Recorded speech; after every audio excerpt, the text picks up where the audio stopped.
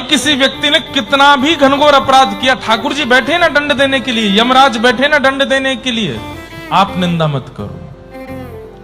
गोस्वामी तुलसीदास जी महाराज का वो पद, वो चौपाई या छंद जो भी है मुझे याद नहीं है, उसमें वो कहते हैं पर निंदा जो करता है वो अगले जन्म में चमगादड़ बनता है।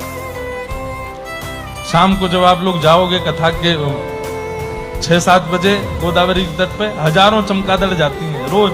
ये मैं महाराज जी मास कथा में भी देखता था, सप्ताह में भी, और अब भी देखा यहाँ पे रोज चमगादड़ ऐसे जाती है।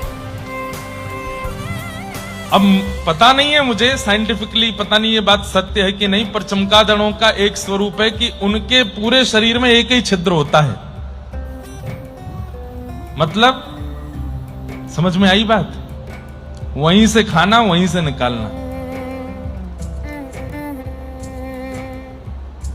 और ये जितनी चमगादड़ दिख रही हैं, समझ जाइए ये पूर्व जन्म में पर निंदा करके आई हैं उसके। अरे वो तो ऐसे, वो उसके हमसे पूछ लो उसके बारे में, ऐसे है, ऐसे ऐसे, इस प्रकार की चर्चाएं करने वाले। और एक बात सुनिएगा,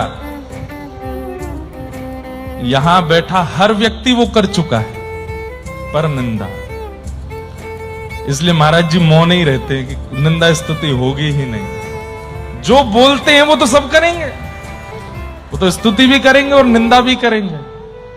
पर एक बात हम आपको बहुत स्पष्ट रूप से बता रहे हैं, हम बहुत अभिमानवश नहीं कह रहे हैं, पर महाराज जी भागवत जी की इतनी कृपा, इस व्यासपीठ की कृपा से हमसे निंदा ना होती है ना सुनी जाती है। हमसे अगर कोई आके कुछ कहता भी है ना, आपको पता है वो उन व्यास जी का ऐसा ऐसा कुछ सुनने में हमसे मत कहो भैया। और कोई हमारी भी करता है तो हम, ठीक है भैया आप प्रसन्न रहो, करके आपको सुख मिलता है कह दो, जो कहना है कह लीजिए। हमारे लाल जी जानते हैं, हमारे गुरुदेव जानते हैं, हम जानते हैं, और औरों को बताने की क्या आवश्यकता।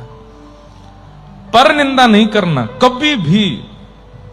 अगर आप भजन करते हैं, साधना करते हैं, यज्ञ करते हैं, अनुष्ठान करते हैं, जप करते हैं, भगवत दर्शन करते हैं, वृंदावन धाम जाते हैं, गोदावरी त्रिकाल स्नान करते हैं और पर निंदा करते हैं, तो आपका सब व्यर्थ है।